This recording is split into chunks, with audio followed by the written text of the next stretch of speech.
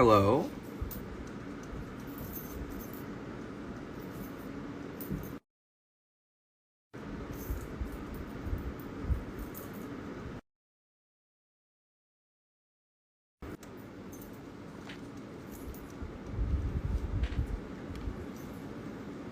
Hello, welcome to the live stream.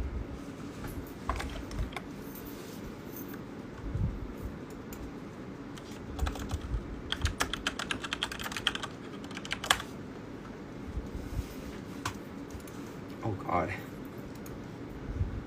Hello. Yep. Hello, Ian. This is just this Q&A live stream about esports if anyone has any questions.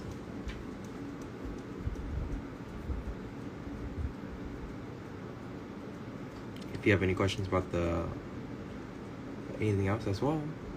Hello.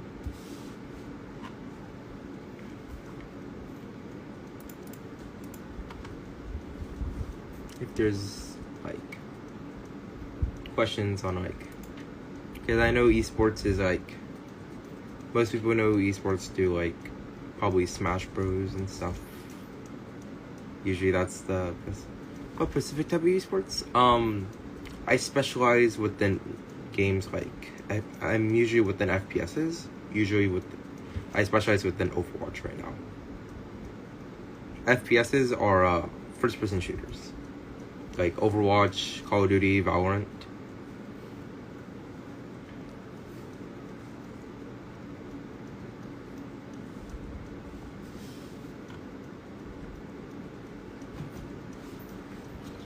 Usually entails things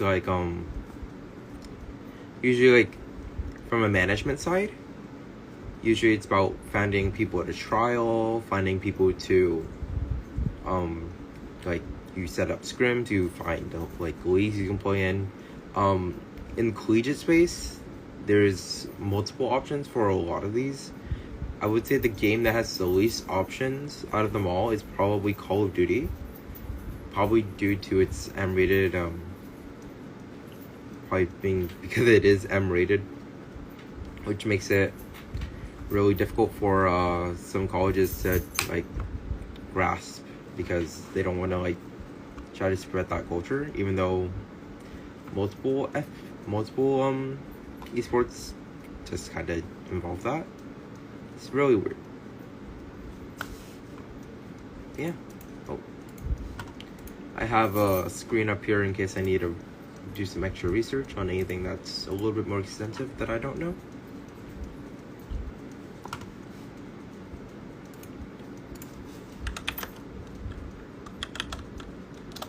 Ooh, that is a pretty good question.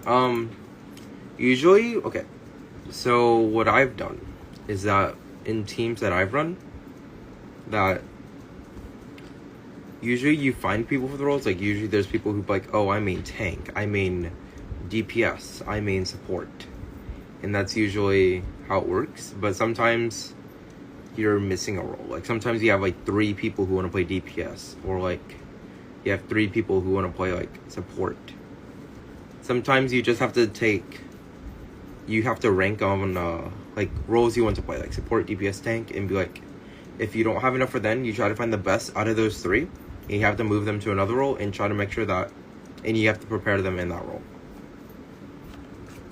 And constantly changing metas with certain heroes, though, that's a little bit more different. You have to just do a lot of practice and scrims and stuff and make sure you have a coach that can properly tell them how to play this hero, or tell them to do some research online on how to properly play some heroes, because metas do change and some players just take a lot of time to adjust to new hero pools.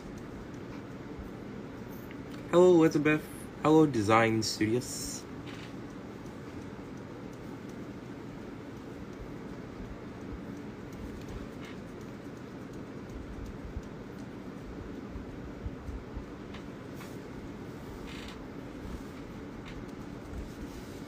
Yeah, because right now in Overwatch we're dealing with a really weird meta that's changing. Hello. How do people become esports coaches? Usually, okay. So in esports, there's a lot of ways to become coaches. Usually, in the Overwatch scene, people start out as coaching either like smaller teams, because in esports there's a lot of, you have to do it for free until you can get to where you get paid, unless you're really lucky, unless you have previous experience in another field. But if you're going through esports first, there's a lot of, you have to do it for free. But for coaching, you usually have to, you do a lot of free work through like for free.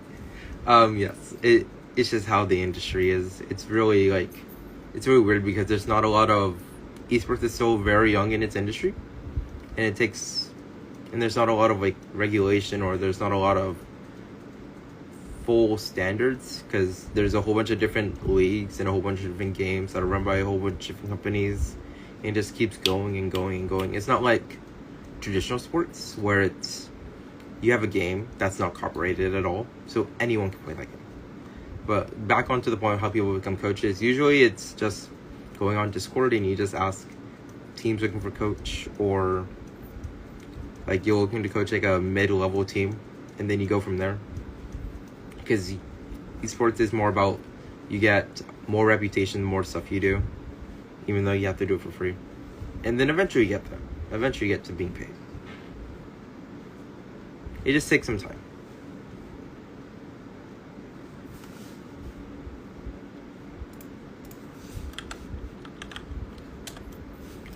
But yeah, like right now, like the coach we have for our team is currently not.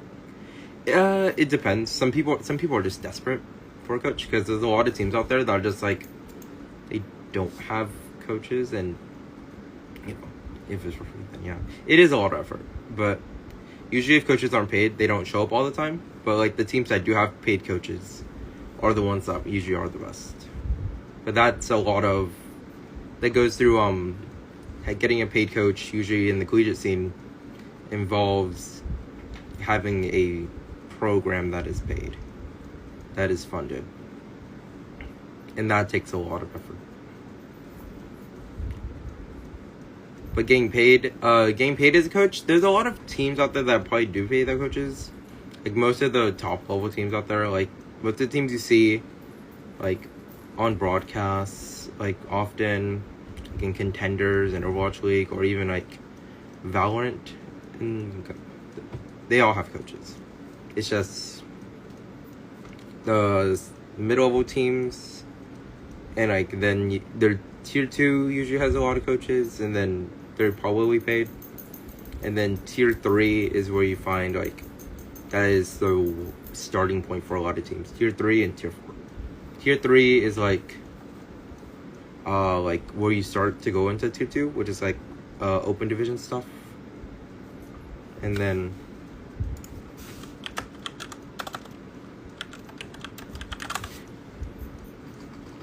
yes, people do get burnt out a lot, because sometimes either it can be through like a year and a half and you're just doing the same schedule for like, oh, you do a scrim on a Tuesday and you do matches on a Thursday and a Saturday.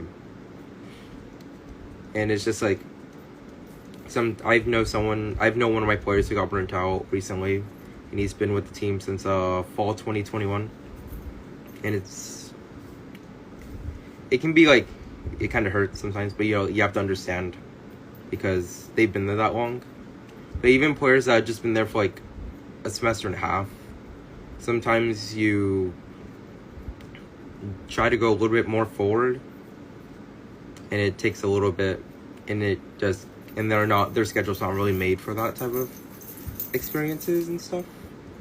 Like not made for doing like 2 scrims a week, because a big motivation in collegiate esports is getting like scholarships and stuff. And if you have a program that doesn't have any scholarships, then it's way easier for players to become burnt out, because they don't have that motivation, or like it's like having a job basically.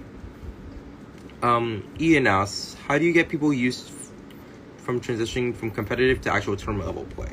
That's part of the job in collegiate, really, because you take a lot of players that come straight from ladder. Like they're like right now in Overwatch 2 we have a team that is all GM, but they're like all ladder players.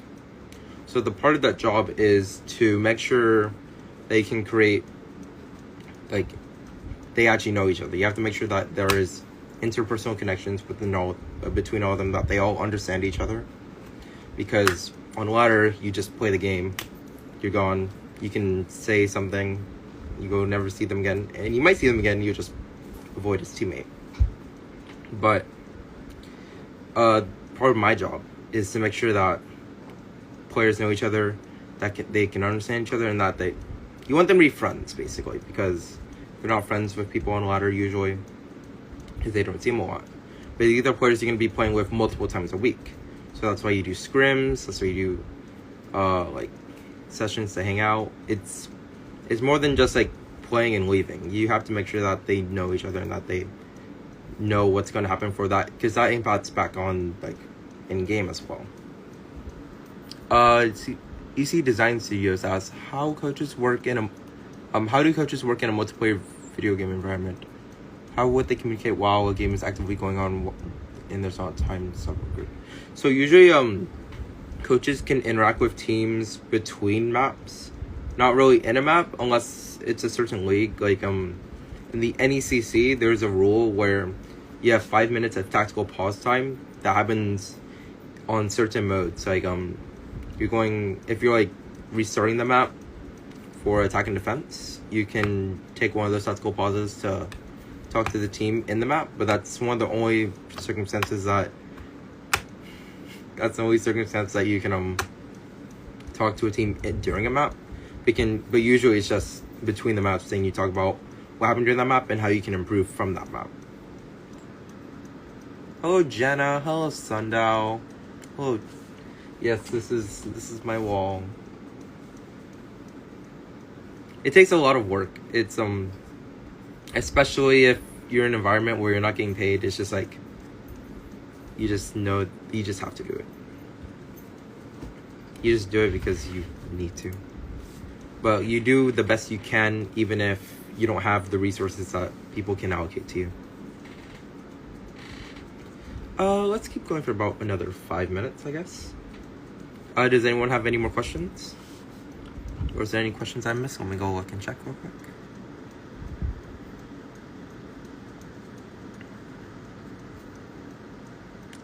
Oh, that's cool. Yeah, Overwatch has changed a lot since like Overwatch 2 came out in October, and I ran a Overwatch 1 team for about a year until Overwatch 2 came out. And it was really interesting because like back then you had a team of like 6 players mainly, and it's a lot of work because most esports only have 5v5, and now Overwatch 2 is 5v5, but back then in Overwatch 1 you had to have a team of 6 people, and that's like having 6 people like mainly like playing on the team is a lot. Like you have 2 tanks, you have 2 DPS, 2 support, and you have to make sure that the tank and the off tank like know like what each other's gonna do so they can play off their plays. You have to make sure that everyone like it was a lot more complicated back then. But the game is still complicated now because of like new hero design. But now because I only have 5 players, it's easier to make a roster. That's probably the main point why they did it. But it also creates new dynamics within the team environment on how a singular tank needs to know how both the DPS and support play, instead of just the off tank knowing how like support play for they can back them up. I know mainly like Overwatch stuff. Like I know things about like Smash Bros as well. Smash Bros is very much a do it for free industry. Unless you have like sponsorships and stuff, which most of the top players do. Let's see. Let me look at some questions I think that people are asking real quick.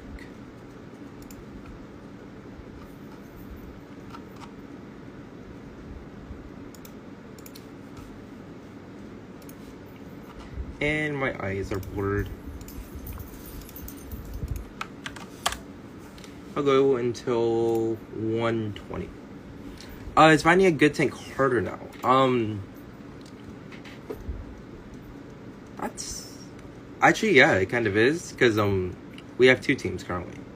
With our main team, we had a tank come in literally when Overwatch 2 came out, so that made it like pretty easy. But is it harder? But if you have usually it's not that much harder. If you had like two players playing tank before, you can either put one at the tank, one as a main player and one as a sub, or you can create another team, and it creates an easier dynamic of finding things. So I would actually say it's easier and not harder. Oh yeah, it's definitely a lot more pressure on the tanks, because they have to make sure that, because either tanks have like 2 or 3 roles right now. They have to multitask a lot, which means that either they have to like, it depends on the tank you're playing. Either you're playing a tank that's diving, or you're playing a tank that's just like, they're just always in the front line, and that means they have to know precisely where their healers are in coordination with them. And sometimes, and that just takes like communication between those two players, and sometimes it's like more of like a mental block sometimes on that type of stuff. And it's also up to the healer to know exactly what their one tank is going to do. But if they get like taken in the back line, then it's harder on that one tank to back them up, and that can create more difficulty on just having one tank. So it's a different dynamic than it was back in Overwatch 1 on that type of stuff. Let's see, I have about 2 more minutes. Let's see, I think let's talk about the industry and stuff. Actually, my live stream is literally about to end in 2 minutes, guys. I literally cannot go longer than 2 minutes, or I will fail. But I appreciate so many people showing up. If y'all want to just ask any questions, I will go super fast for y'all.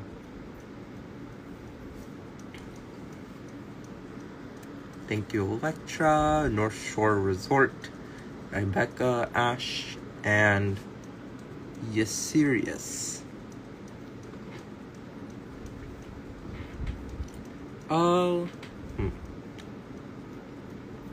I think, let's talk about the collegiate scene real quick.